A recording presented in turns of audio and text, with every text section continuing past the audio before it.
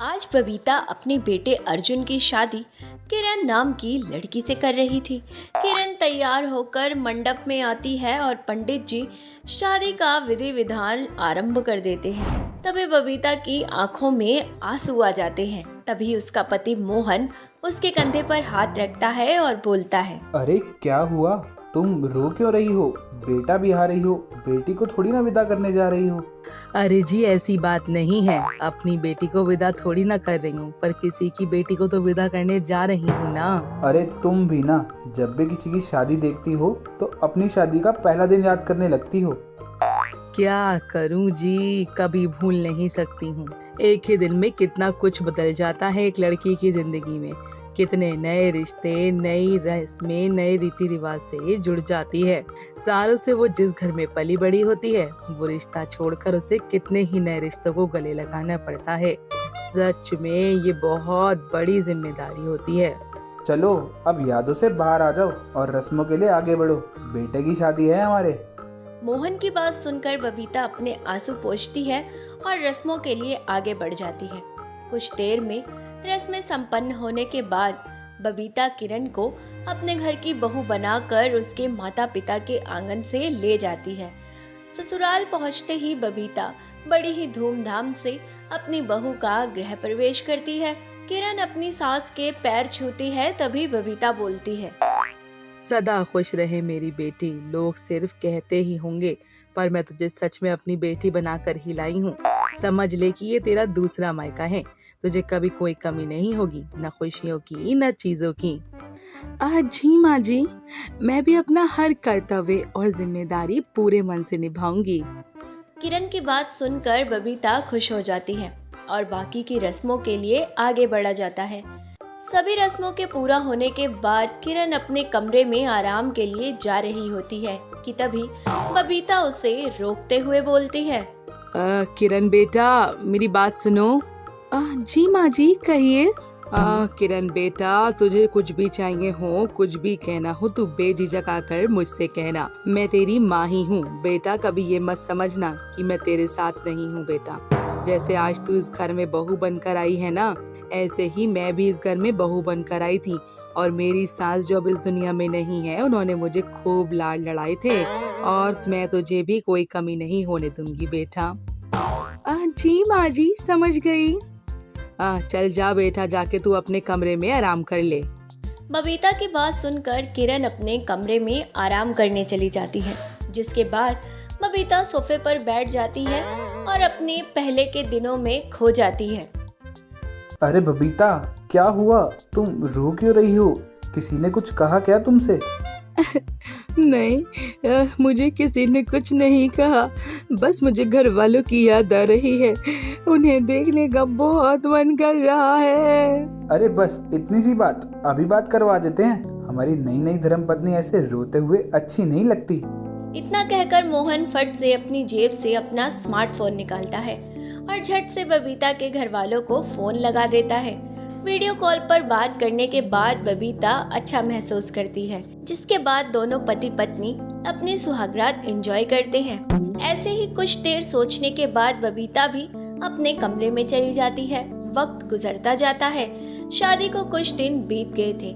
ऐसे ही एक दिन किरण थोड़ी मुरझाई हुई सी सोफे पे बैठी होती है। तभी वहाँ बबीता और मोहन आते हैं और बबीता किरण से कहती है, अरे क्या बात है बहू, ऐसे मुरझाई हुई सी बैठी है? अर्जुन ने कुछ कहा क्या? जी नहीं माँ, मैंने तो कुछ नहीं किया। मैं भी जब से यही पूछ रहा हूँ कि उदास क्यों हो, लेकिन ये कुछ बोल ही नहीं रही। किरण बेटा, तुम्हें क्या अपनी मम्मी की याद आ रही है? मोहन की बात सुनकर किरण फिर से सिर हिला देती है।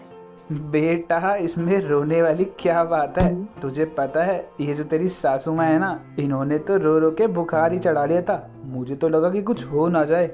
मतलब पिताजी, मैं कुछ समझी नहीं। मतलब ये था बेटा। बबीता, अरे क्या हो गया? ऐसे रो क्यों रही हो? बोलो, क्या हो गया? ऐसे छुपी हुई क्यों बैठी हो तुम? कुछ बोलो, क्या हुआ? मुझे बाबूजी, भैया, भाभी की बहुत याद आ रही है। इससे पहले मैं कभी अपने घर वालों के बिना एक रात तो क्या, एक घंटा भी अकेले नहीं रही। अब मुझे जीवन भर उनके बिना बिताना होगा। और ये सोच सोच कर ही मेरा बुरा हाल हो रहा है। अरे बबीता, रोते नहीं है, कितनी भोली हो तुम। और देखो, तुमने खुद को बुखार भी चढ़ा लिया। घर पर सबको पता चलेगा तो सब सोचेंगे कि मेरी कोई गलती है और मेरी वजह से तुम्हारी तबीयत खराब हो गई। चलो इधर आओ मेरे साथ। इतना कहकर मोहन बबीता को सुला देता है। उसे तेज बुखार की दवाई भी दे देता है। तभी कमरे में बबीता की सास कांता आती है।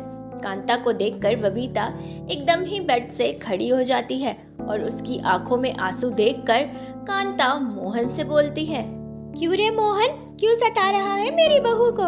अरे चांद का टुकड़ा लेकर आई हूँ और तू मेरे चांद को रुला रहा है। रुक, तेरी अभी खबर लेती हूँ। माँ जी, इन्होंने कुछ नहीं किया, ये तो मुझे समझा रहे थे, वो मैं ही। इतना कहकर बबीता कांता को रोते रोते सारी बात बताती है।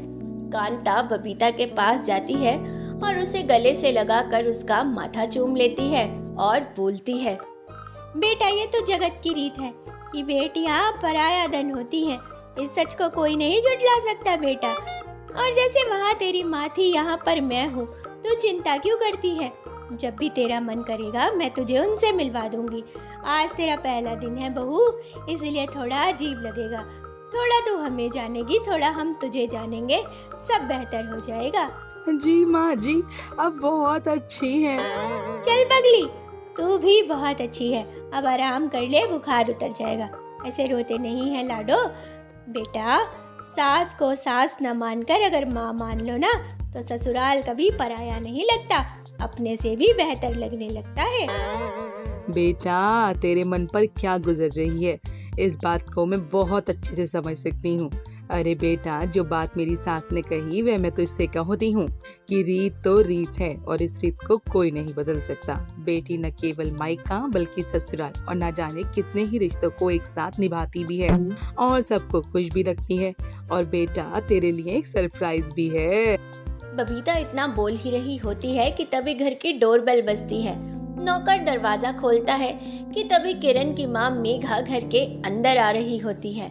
अपनी माँ को देखकर किरण खुशी से झूम उठती है और बबीता बोलती है, अरे बेटा, तेरी सास तो तुझे मुझसे भी ज्यादा प्यार करती है, फिर भी तू ऐसे रो रही थी। ना बेटा ना, ऐसे दिल छोटा नहीं करते। माँ, सासू माँ मुझे बहुत प्यार करती हैं, इस बात में कोई शक नहीं, पर मैं क्या करूँ, मुझे आपकी बहुत याद आती है और फिर मुझे आदत भी तो नहीं थी ना कि आपके बिना रहूं, बस इसलिए मन भर आया। पर बेटा, रहना तो अब यही है ना। जैसे मैं आई थी बेटा अपने पिताजी का घर छोड़कर, तेरी सासू माँ भी आई है, हम सबको आना होता है बेटा। अरे बहन जी, बच्ची ही तो है, अभी तो कोई बात नहीं, धीरे धीरे सारी जिम्मेदारियां अपने आप संभालने लगेगी।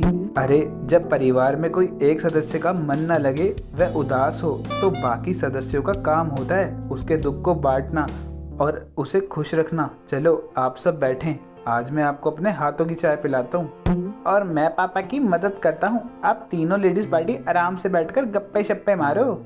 इतना कहकर अर्जुन और मोहन वहाँ से चले जाते हैं। मेघा, कांता और बबीता बैठकर ढेर सारी बातें करते हैं। कुछ ही देर में मोहन और अर्जुन चाय नाश्ता बनाकर ले आते हैं, जिसके बाद सभी लोग एक साथ बैठकर चाय नाश्ते का मजा लेते हैं। कुछ देर बाद मेघा भी अपने घर चली जाती है। वक्त गुजरता चला जाता है। अब किरण अपनी जिम्मेदारियों को भली भांति निभाने लग गई थी। साथ ही धीरे धीरे वह मायके का मोह छोड़कर अपने ससुराल में मगन रहने लगती है।